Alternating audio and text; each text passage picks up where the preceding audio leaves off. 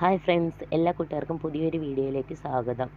നീ ആദർശേട്ടനോട് സത്യം പറയാൻ പോയതാ അല്ലേ എന്ന് നയനയെ വിളിച്ചുകൊണ്ട് വന്ന് ചോദിക്കുന്ന നവ്യയോട് ഇനിയും പറയാതിരിക്കുന്നത് ശരിയല്ല.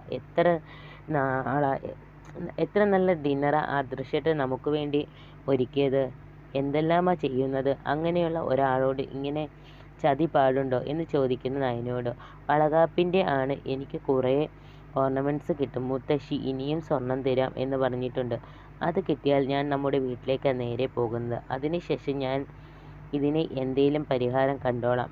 അതേവരെ നീ ഇത് ആരോടും പറയാൻ പാടില്ല എന്ന് പറയുന്ന നവ്യയോട് വളകാപ്പ് നടത്തിയ ശേഷം സത്യം അവരൊക്കെ തിരിച്ചറിഞ്ഞാൽ ഞാൻ പറയുന്ന അവർക്ക് അതൊക്കെ സഹിക്കാൻ പറ്റുമോ എന്ന് ചോദിക്കുന്ന നയനയോട് വളകാപ്പിന് മുമ്പ് നീ ഇത് ആരോടെങ്കിലും പറഞ്ഞാൽ പിന്നെ ആ ഡോക്ടറോട് പറഞ്ഞതേ എനിക്ക് നിന്നോടും പറയാനുള്ളൂ. എൻ്റെ കഴുത്തിൽ കത്തി കയറ്റിയിരിക്കും ഞാൻ എന്ന് വെല്ലുവിളിയോടെ പറയുന്ന നവ്യയോട് ചേച്ചി എന്നെ ബ്ലാക്ക്മെയിൽ ചെയ്യുകയാണോ എന്ന് ദേഷ്യത്തോട് ചോദിക്കുന്ന നയനയോട് ഒരിക്കലും അല്ല, നടക്കാൻ പോകുന്ന സത്യമാണ് ഞാൻ നിന്നോട് പറഞ്ഞത്. ഒരു കാരണവശാലും ഈ സത്യം ആരോടും പറയാൻ പാടില്ല. നിന്നോട് പറഞ്ഞത് ഒരു കാരണവശാലും ഈ സത്യം നീ ആരോടും പറയരുത്. പ്രഗ്നൻ്റ് ആണെന്ന് പറഞ്ഞ നാൾ മുതൽ വളരെ വിദഗ്ധമായ ഞാനിത് ഒളിപ്പിച്ച് നടക്കുന്നത്. വയറ് വയ്ക്കേണ്ട സമയത്ത് വയറ് വെച്ചും ഇപ്പോൾ കുഞ്ഞിനെ വളർച്ചയ്ക്ക് അനുസരിച്ച് പാഡ് മാറ്റിക്കൊണ്ടിരിക്കുക ഞാൻ എന്ന് പറയുന്ന നവ്യയോട് ഇതൊക്കെ കേൾവി പോലും ഇല്ലാത്ത സംഭവങ്ങളാ എന്ന് പറയുന്ന നയനയോട് നിനക്കറിയാലോ, എൻ്റെ വിവാഹം നടക്കാൻ ഇതല്ലാതെ വേറെ മാർഗമൊന്നുമില്ലായിരുന്നു. അബി എന്നെ വഞ്ചിക്കാൻ നോക്കിയത്. അവൻ്റെ കല്യാണം മുടക്കാൻ ഇതുപോലെ ഒരു കള്ളം പറയേണ്ടി വന്നു. അതിൽ എന്നെ കുറ്റപ്പെടുത്തിയിട്ട് കാര്യമില്ല. എൻ്റെ നിലനിൽപ്പിന് വേണ്ടിയാണ് ഞാൻ അങ്ങനെ ഒരു കള്ളം പറഞ്ഞത്, എല്ലാവരെയും തെറ്റിദ്ധരിപ്പിച്ചത്.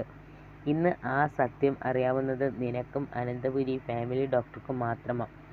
ഒരു ഡോക്ടർ ആയിട്ട് പോലും അവർ എൻ്റെ കൂടെ നിന്നു. എന്നിട്ടും സ്വന്തം അനിയത്തിയായി നീ എൻ്റെ കൂടെ നിന്നില്ലെങ്കിൽ അവിടെ ഞാൻ പറയുന്നത് ഒക്കെ ശരിയാണെന്ന് പറയേണ്ടി വരും. നിനക്ക് എന്നോട് അസൂയാണ് എന്ന് പറയുന്ന നദിയോട് എന്തിനാ ഇങ്ങനെയൊക്കെ പറയുന്നത് എന്ന് ചോദിക്കുന്ന നയനയോട് പിന്നെ എങ്ങനെയാ പറയേണ്ടത്. കാര്യങ്ങൾ ഇത്രത്തോളം എത്തിച്ചിട്ട് അവസാനം നീ എല്ലാം തുറന്നു പറഞ്ഞാൽ ഞാൻ പുറത്തു പോകും. അപ്പോഴും നീ അകത്തു തന്നെ കാണും. അതായിരിക്കും നിൻ്റെ ഉദ്ദേശം. അനന്തപുരിയിൽ നിന്നും പടിയിറങ്ങിക്കഴിഞ്ഞാൽ എൻ്റെ വീട്ടിൽ പോലും എന്നെ കയറ്റില്ല. പിന്നെ ഞാൻ എന്താ ചെയ്യേണ്ടത്. തെരുവിൽ അലഞ്ഞു തിരിഞ്ഞ് നടക്കാനോ അതോ തെണ്ടിത്തിരിയണോ.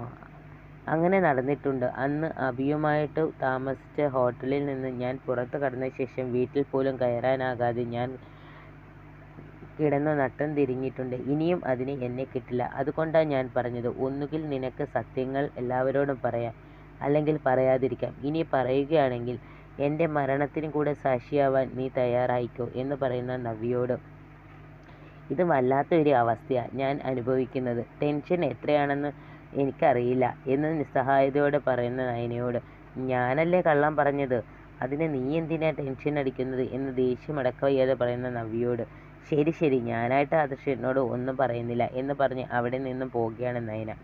ശേഷം ആദർശിൻ്റെ അടുത്തേക്ക് വന്ന നയനയോട് അവളെക്കുറിച്ച് എന്തോ പറയാൻ വന്നപ്പോൾ ആണല്ലോ അവൾ നിന്നെ വിളിച്ചുകൊണ്ട് പോയത്. എന്നിട്ട് എന്താ അനിയത്തിയും ചേട്ടത്തിയും കൂടെ രഹസ്യം പറഞ്ഞത് എന്ന് ചോദിക്കുന്ന ആദർശിനോട് ആകെ പരിങ്ങി നിന്നു.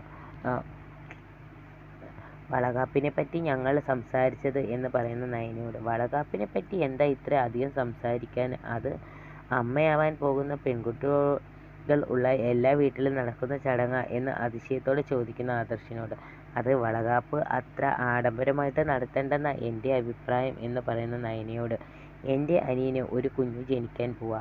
അപ്പോൾ ആർഭാടത്തിന് ഒരു കുറവും പാടില്ല. അത് ഞാൻ തന്നെ മുന്നിൽ നിന്ന് ആ ചടങ്ങ് നടത്തും. അല്ല, നീ അതല്ലാലോ പറയാൻ വന്നത്. എന്തോ തെറ്റ് നീയും നിൻ്റെ ചേച്ചിയും ചെയ്തു എന്നല്ലേ പറഞ്ഞത്. അതാ ഞാൻ അത് കേട്ടാൽ പൊട്ടിത്തെറിക്കുമെന്നും നീ പറഞ്ഞല്ലോ. അതിപ്പോൾ പൊട്ടിത്തെറിക്കാൻ വേണ്ടി നീ ഒന്നും പറഞ്ഞില്ലല്ലോ എന്ന് ചോദിക്കുന്ന ആദർശിനോട് ആകെ ഞെട്ടലോടെ അല്ല, വളകാപ്പ് ആഡംബരമായി നടത്തേണ്ടെന്ന് പറയുമ്പോൾ ആദർശേട്ടൻ പൊട്ടിത്തെറിക്കുമായിരിക്കും എന്നാണ് ഞാൻ കരുതിയത് എന്ന് പറഞ്ഞ് ഒപ്പിക്കുന്ന നയനയോട് അത് തന്നെയാ ഞാൻ പറയാൻ വന്നത്. നവ്യ നിന്നെ വിളിച്ചുകൊണ്ട് പോയ ശേഷം നീ പറയാൻ വന്നത് വേണ്ടെന്ന് വെച്ചതാണോ എന്ന് ചോദിക്കുന്ന ആദർശിനോട് ഏയ് അല്ല ആദർശേട്ടാ, പിന്നെ വളകാപ്പിന് നമ്മുടെ ഭാഗത്തുനിന്ന് എന്തെങ്കിലും കൊടുക്കണമല്ലോ എന്ന് ചോദിക്കുന്ന നയനയോട് ഓ സ്വർണം കൊടുക്കുന്ന കാര്യമായിരിക്കും, അത് പറഞ്ഞാൽ ഞാൻ പൊട്ടിത്തെറിക്കുമെന്ന് നിന്നോട് ആരാ പറഞ്ഞത് എന്ന് ചോദിക്കുന്ന ആദർശിനോട് എൻ്റെ അച്ഛനും അമ്മയ്ക്കും കാര്യമായിട്ട് ചേച്ചിക്ക് ഒന്നും കൊടുക്കാനില്ല, ഈ സമയത്ത് എന്തെങ്കിലുമൊക്കെ കൊടുക്കേണ്ടത് അല്ലേ എന്ന് ചോദിക്കുന്ന നയനയോട് ഏയ് അതൊന്നും സാരമില്ല, അതിന് പകരം നമുക്ക് കൊടുക്കാം, വളയോ മാലയോ എന്താന്ന് വെച്ചാൽ കൊടുക്കാം. കേരളത്തിനകത്തും പുറത്തും ജ്വല്ലറി നടത്തുന്ന ഒരു കുടുംബമാണ് അനന്തപുരി തറവാട്. അവിടുത്തെ പെൺകുട്ടിയുടെ വളകാപ്പിന് ചടങ്ങിന് അവൾക്ക് സ്വർണം കൊടുത്തില്ലെങ്കിൽ പിന്നെ ആർക്കാ കൊടുക്കേണ്ടത്? അത് കേട്ടാൽ ഞാൻ പൊട്ടിത്തെറിക്കുമെന്ന് നിനക്ക് തോന്നിയോ എന്ന് ചോദിക്കുന്ന ആദർശിനോട് അതിന് ഒന്നിനും ഉള്ള അർഹത ഞങ്ങൾക്കില്ലല്ലോ എന്ന് സങ്കടത്തോടെ ചോദിക്കുന്ന നയനയോട് അർഹതയുടെ കാര്യം ഒന്നും പറയണ്ട, പിന്നെ നീയും നിന്റെ ചേച്ചിയും ഞങ്ങളുടെ വീട്ടിലെ മരുമക്കൾ ആയിപ്പോയില്ലേ, അതുകൊണ്ടിനി അത്തരം ചടങ്ങുകൾ ഒക്കെ അതിൻ്റേതായ മാന്യമായി നടത്താൻ പറ്റൂ. പിന്നെ നമ്മുടെ കാര്യത്തിൽ അത്തരം ചടങ്ങുകൾ ഒന്നും ഉണ്ടാകാനുള്ള സാധ്യതയുമില്ല എന്ന് പറയുന്ന ആദർശിനോട് അതെന്താ അങ്ങനെ പറഞ്ഞത് എന്ന് ചോദിക്കുന്ന നയനയോട് എന്താണെന്ന് നിനക്കറിയില്ലേ എന്ന് ആദർശ് പറയുമ്പോൾ എനിക്കറിയാം, പക്ഷെ മറ്റ് ആർക്കും അത് അറിയില്ല. മുത്തശ്ശനും മുത്തശ്ശിയുമൊക്കെ പലപ്പോഴും പറയുന്നുണ്ട് നമ്മുടെ ഒരു കുഞ്ഞിനെ അവർക്ക് ലാളിക്കണം എന്ന്. എൻ്റെ അച്ഛനും അമ്മയ്ക്കുമൊക്കെ ആ ആഗ്രഹമുണ്ട് എന്ന് പറയുന്ന നയനയോട് നിൻ്റെ എല്ലാ ആഗ്രഹവും നടക്കും, നമ്മുടെ ബന്ധുക്കളുടെയും ഇതൊഴിച്ച് ഞാൻ ഒരു ദുഷ്ടൻ ആണെന്ന് നിനക്ക് തോന്നുന്ന സമയത്ത് നിനക്ക് വേണമെങ്കിൽ വേറൊരു വിവാഹത്തെപ്പറ്റി ആലോചിക്കാം എന്ന് പറയുന്ന ആദർശിനോട് നിർത്ത്, എന്നെ എൻ്റെ വീട്ടിൽ വിട്ടാൽ പോലും ഈ താലിയുടെ സ്ഥാനത്ത് മറ്റൊരു താലി എൻ്റെ കഴുത്തിലുണ്ടാവില്ല എന്ന് ദേഷ്യം അടക്കവയ്യാതെ പറയുന്ന നയനയോട് കണ്ടോ ഇപ്പോൾ പൊട്ടിത്തെറിച്ചത് കണ്ടോ, നീ പറയുന്നത് കേട്ട് ഞാൻ പൊട്ടിത്തെറിക്കും എന്ന് പറഞ്ഞാ നീ വന്നത്, ഇപ്പോൾ അത് നേരെ മറിച്ചായല്ലോ എന്ന് കളിയാക്കി ചോദിക്കുന്ന ആദർശിനോട് പറയുമ്പോൾ സൂക്ഷിച്ച് പറയണം എന്ന് ദേഷ്യവും സങ്കടത്തോടും പറയുന്ന നയനയോട് ഇല്ലെങ്കിൽ എന്ന് ആദർശ് ചോദിക്കുമ്പോൾ ഇന്നിപ്പോൾ ഡിന്നറിന് എല്ലാവരും കൂടിയിട്ടുണ്ട്, അവരുടെ എല്ലാവരുടെയും മുന്നിൽ പോയി നിന്ന് ഞാനിത് പറയും, ആദർശേട്ടൻ പറഞ്ഞത് എല്ലാം പച്ചയ്ക്ക് വിളിച്ച് കൂവും എന്ന് പറയുന്ന നയനയോട് എടീ ഞാൻ വെറുതെ പറഞ്ഞതാ അല്ലേ എന്ന് ആകെ പരിങ്ങി ചോദിക്കുന്ന ആദർശുണ്ട്. ഒരുപാട് ഭാരം എൻ്റെ ഹൃദയത്തിലുണ്ട്, അതിൻ്റെ കൂടെ കേൾക്കാൻ പാടില്ലാത്തത് കേട്ടാൽ ചിലപ്പോൾ എനിക്ക് അതേ നാണയത്തിൽ പ്രതികരിക്കേണ്ടി വരും. എനിക്കും ഉണ്ട് ചില ആഗ്രഹങ്ങളുമൊക്കെ, ഒരു പെണ്ണിൻ്റേതായ ചില ആഗ്രഹങ്ങൾ, അതൊക്കെ അടക്കി ജീവിക്കുന്നത് ആദർശേട്ടനെ എനിക്ക് അത്രയ്ക്ക് ഇഷ്ടമായതുകൊണ്ടാണ്. ഒരു പെൺകുട്ടിക്ക് വേണ്ടത് ഒന്നും ആദർശേട്ടനിൽ നിന്ന് എനിക്ക് കിട്ടുന്നില്ലെങ്കിലും ആദർശേട്ടൻ്റെ ഭാര്യയാണ് എന്ന് മറ്റുള്ളവരോട് പറയുന്നത് എനിക്ക് അഭിമാനമാണ്. എന്നെങ്കിലും ഒരു ദിവസം ഈ മനസ്സ് മാറും, എന്നിട്ട് എന്നെ അടക്കി പിടിക്കും, ആ പ്രതീക്ഷയോടെയാണ് ഞാൻ മുന്നോട്ട് പോകുന്നത് എന്ന് സങ്കടത്തോടെ പറഞ്ഞു പോവുകയാണ് നയന. ശേഷം പാർട്ടി ഹാളിലേക്ക് വരികയാണ് ആദർശൻ നയനയും. അവരെ എല്ലാവരും വെയിറ്റ് ചെയ്യുകയാണ്. അവർ വരുന്നത് കണ്ട് ദേ മക്കൾ വരുന്നു എന്ന് പറയുകയാണ് കനക. ശേഷം ഇതിനിടയ്ക്ക് നിങ്ങൾ എങ്ങോട്ടാ പോയത് എന്ന് ചോദിക്കുന്ന മുത്തശ്ശനോട് വളകാപ്പിനെക്കുറിച്ച് സംസാരിക്കാൻ നയന എന്നെ വിളിച്ചുകൊണ്ട് പോയതാ എന്ന് ആദർശ് പറയുമ്പോൾ അത് അഭി വേണം മുന്നിൽ നിന്ന് നടത്താൻ എന്ന് പറയുന്ന മുത്തശ്ശനോട് വേണ്ട മുത്തശ്ശ, എൻ്റെ അനിയൻ്റെ കുഞ്ഞല്ലേ, അതുകൊണ്ട് ഞാൻ മുന്നിൽ നിന്ന് എല്ലാം നടത്തിക്കോളാം എന്ന് ആദർശ് പറയുമ്പോൾ അച്ഛൻ്റെയും അമ്മയുടെയും പേരക്കുട്ടി ആദർശ് തന്നെ ചെയ്തോട്ടെ, മൂത്ത പേരക്കുട്ടി ആദർശല്ലേ, അതുകൊണ്ട് ആദർശ് തന്നെ ചെയ്തോട്ടെ എന്ന് ആദർശിൻ്റെ ചെറിയച്ഛൻ അഭിപ്രായം കേട്ട് ചെയ്യുന്നതൊക്കെ കൊള്ളാം, എത്രയും പെട്ടെന്ന് അതിൻ്റെ തൊട്ടു പിന്നാലെ നിങ്ങൾക്കും അങ്ങനെ ഒരു ചടങ്ങ് നടത്താൻ ഒരു അവസരം ഉണ്ടാകണം എന്ന് മുത്തശ്ശൻ പറയുമ്പോൾ എന്താ പറയേണ്ടത് എന്ന് അറിയാതെ നിൽക്കുകയാണ് നയന. ഞെട്ടലോടെ ആദർശൻ നയനെ നോക്കുകയാണ്. ഒപ്പം മുത്തശ്ശൻ പാർട്ടി നന്നായിട്ടുണ്ട് ആദർശേ എന്നൊരു കമൻറ്റ്. അത് കേട്ട് വളകാപ്പ് കഴിഞ്ഞ് മോൾ വീട്ടിലേക്ക് പോയാൽ മോൾക്ക് ഇടയ്ക്ക് വരണമെന്ന് തോന്നിയാൽ തറവാട്ടിലേക്ക് വന്ന് നിൽക്കാം കേട്ടോ എന്ന് നവ്യയോട് മുത്തശ്ശി പറയുമ്പോൾ അത് നാട്ടു നടപ്പല്ലല്ലോ അമ്മേ എന്ന് ചോദിക്കുന്ന കനകയോട് ഇന്നത്തെ കാലത്ത് അങ്ങനെയൊന്നും നോക്കേണ്ട കാര്യമില്ല കനകയെ, കുട്ടികൾക്ക് എവിടെയാണോ നിൽക്കാൻ ആഗ്രഹം എന്ന് വെച്ചാൽ അവിടെ നിൽക്കട്ടെ, അമ്മയുടെ ആരോഗ്യമല്ലേ ഈ സമയത്ത് നോക്കേണ്ടത് എന്ന് പറയുന്ന മുത്തശ്ശനോട് എന്നാൽ ശരി മൂർത്തി സാറിൻ്റെ ഇഷ്ടം എന്ന് കനക പറയുന്നത് കേട്ട് വളകാപ്പ് അത്ര വിപുലമായിട്ട് നടത്തേണ്ടെന്ന എൻ്റെ ഒരു അഭിപ്രായം, ചെറിയൊരു ചടങ്ങായിട്ട് മതി എന്ന് നയന പറയുന്നത് കേട്ട് അത് എന്തിനാ ചെറിയൊരു ചടങ്ങാക്കുന്നത്? എത്ര കാലത്തിന് ശേഷം വീട്ടിൽ ഒരു കുഞ്ഞ് ജനിക്കാൻ പോകുന്നതാ. അപ്പോൾ അതിന് അതിൻ്റേതായ ആർഭാടമൊക്കെ വേണം എന്ന് അനിയുടെ അമ്മ ചോദിക്കുമ്പോൾ അത് കേട്ട് മോൾ എല്ലാം സിമ്പിളായിട്ട് ചിന്തിക്കുന്ന കൂട്ടത്തിലാണ്. എന്നാൽ ജാനകി പറഞ്ഞതിലും കാര്യമുണ്ട് മോളെ. വളകാപ്പ് നടത്തുന്നത് നമ്മൾ തറവാട്ടിൽ വെച്ചല്ലേ, അതും ഗംഭീരമാക്കണം എന്ന് മുത്തശ്ശൻ പറയുന്നത് കേട്ട് മുത്തശ്ശ ഞാനല്ലേ എല്ലാം എടുത്തിരിക്കുന്നത്, അതുകൊണ്ട് ഒന്നിനും ഒരു കുറവും വരികയില്ല എന്ന് ആദർശ് പറയുമ്പോൾ അല്ല വളകാപ്പിന് ശേഷം പിന്നീട് ഒരുപാട് ചടങ്ങുകൾ നടക്കുമല്ലോ.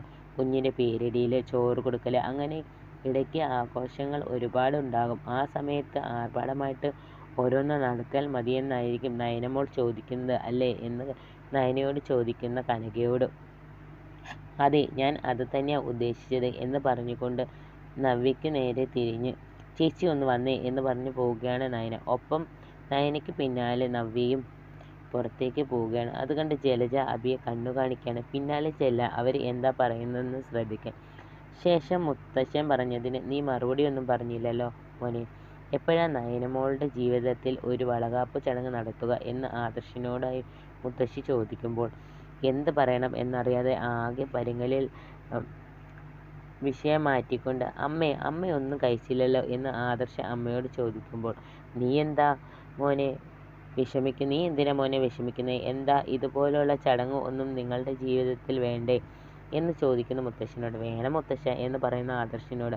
അത് എപ്പോഴാ എന്നാ ചോദിച്ചത്? അതിന് എന്തെങ്കിലും തടസ്സമുണ്ടെങ്കിൽ നല്ലൊരു ഡോക്ടറെ എത്രയും പെട്ടെന്ന് കാണണം എന്ന് മുത്തശ്ശൻ പറയുമ്പോൾ പിന്നെ ഇത് ഞാനും മോനോട് പറഞ്ഞിരുന്നു എന്ന് കനക പറയുമ്പോൾ ഇതൊന്നും ഇഷ്ടപ്പെടാതെ ഇരിക്കുകയാണ് ദേവയാനി. അത് കേട്ട് ഒരു കുഞ്ഞ് ജനിച്ചു കഴിഞ്ഞാൽ പിന്നെ അധികാരം സ്ഥാപിക്കാമല്ലോ, അതിൻ്റെ വെമ്പല അവളുടെ അമ്മയ്ക്ക് എന്ന് പറഞ്ഞ് ദേവയാനിയെ എരികയറ്റി കൊടുക്കുകയാണ് ജലജ.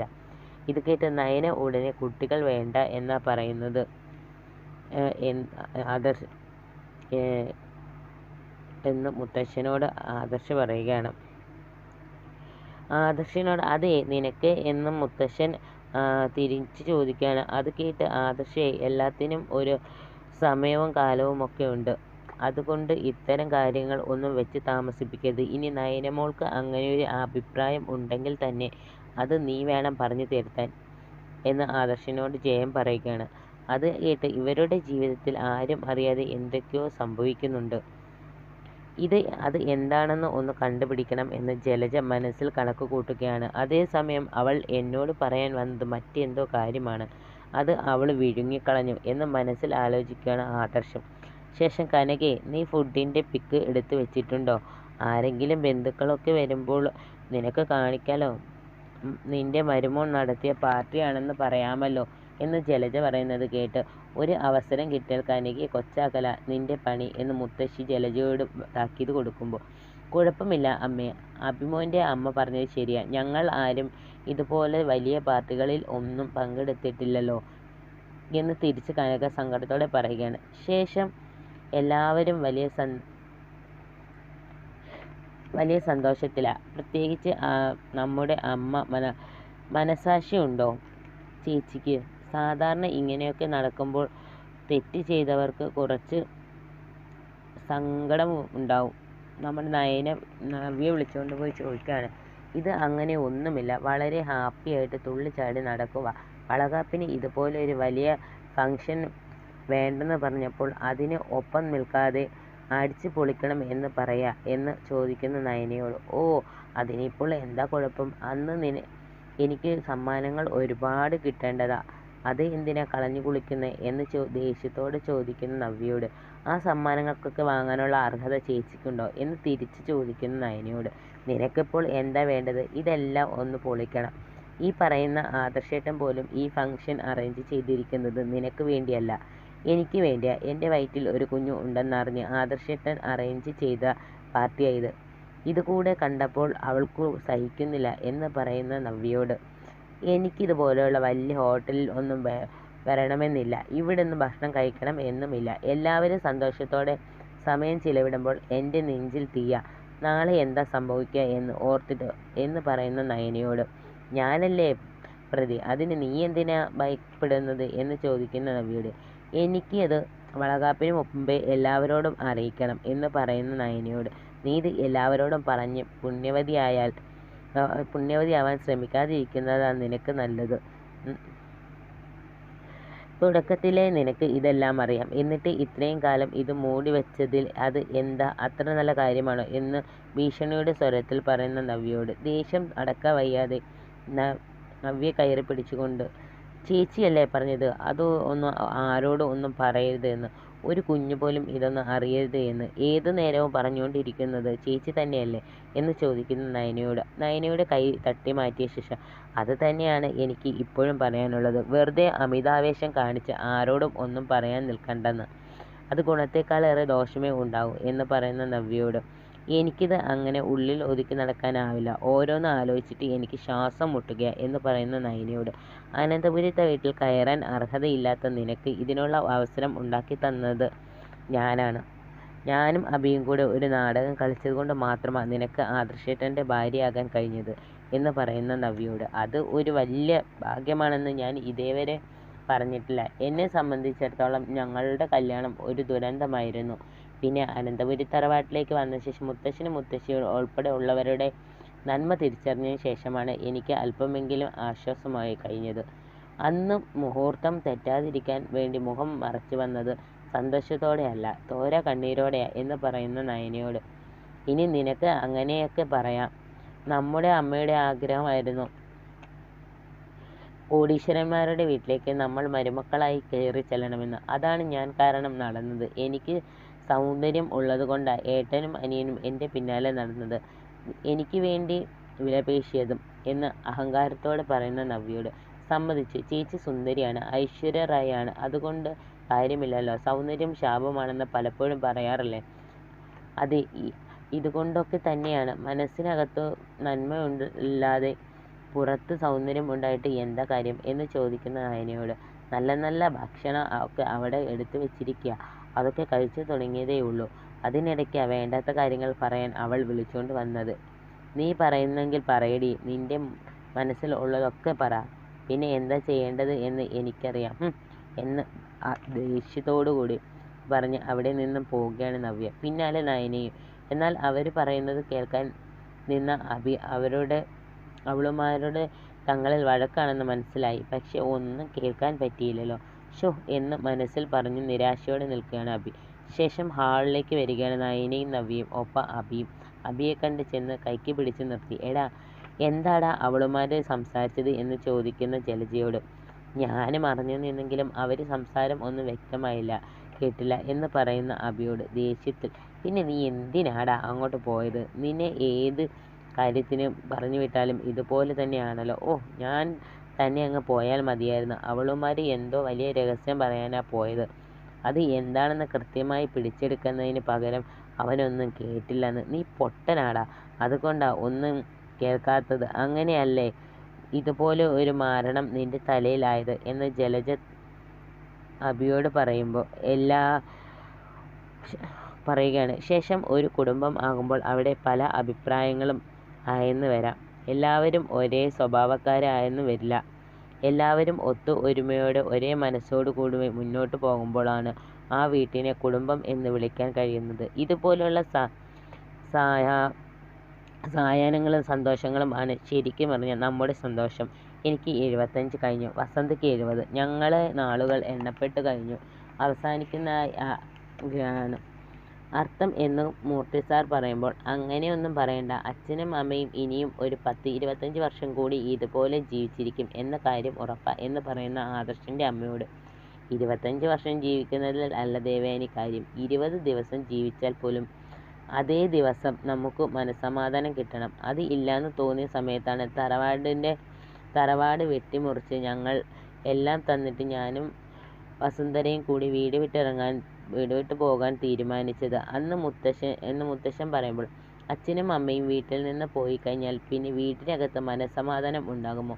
അച്ഛനെയും അമ്മയും ഓർത്തിട്ട് പിന്നീടുള്ള ദിവസങ്ങൾ നമ്മുടെ തറവാട്ടിൽ പരസ്പരം കുറ്റപ്പെടുത്തലുകളും അതിൻ്റെ പേരിലുള്ള വഴക്കുകളും നടക്കും.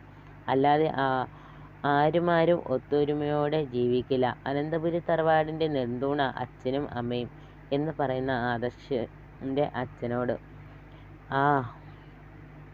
നെടുന്തൂണുകൾ എന്നെങ്കിലും വീഴാതിരിക്കില്ലല്ലോ മോനെ എന്ന് മുത്തശ്ശൻ ചോദിക്കുമ്പോൾ എല്ലാവരും വലിയ സങ്കടത്തിലാവുകയാണ്. അത് കേട്ട് മുത്തശ്ശ, ഞങ്ങൾ ചെറുപ്പത്തിൽ ഒന്ന് വീഴുമ്പോൾ താങ്ങി നിർത്തുന്നത് മുത്തശ്ശനായിരുന്നു. അങ്ങനെയുള്ളപ്പോൾ ഇനി മുത്തശ്ശനും മുത്തശ്ശിയും വീഴാതെ നോക്കേണ്ടത് ഞങ്ങളാ എന്ന് ആദർശ് പറയുമ്പോൾ, വാർദ്ധക്യം എന്നും വന്നു ശരീരം ചുക്കിച്ചുളുങ്ങി കഴിഞ്ഞാൽ പിന്നെ ഒരു ശക്തിക്കും ആരെയും താങ്ങി നിർത്താൻ പറ്റില്ലടാ മോനെ. പിന്നെ മരണം വന്ന് പറഞ്ഞാൽ അത് ഒരു രക്ഷപ്പെടൽ ആണ്. ജീവിച്ചിരിക്കുന്നവർക്കുള്ളതല്ല കേട്ടോ, മരിക്കുന്നവർക്ക് ഉള്ളത് എന്ന് മുത്തശ്ശൻ പറയുമ്പോൾ ആകെ സങ്കടത്തിൽ നിൽക്കുന്ന ജയനെയും ആദർശിനെയും കാണിച്ചുകൊണ്ടാണ് ഇന്നത്തെ എപ്പിസോഡ് ഇവിടെ അവസാനിക്കുന്നത്. ഈ വീഡിയോ നിങ്ങൾക്ക് ഇഷ്ടമായെങ്കിൽ എൻ്റെ ചാനൽ നിങ്ങൾ സബ്സ്ക്രൈബ് ചെയ്യുക, ബെൽ ബട്ടൺ അമർത്തുക. ഇതിലെ തെറ്റുകുറ്റങ്ങൾ എന്തെങ്കിലും ഉണ്ടെങ്കിൽ നിങ്ങൾ അത് കമൻറ്റായി അറിയിക്കുക. Thank you for watching.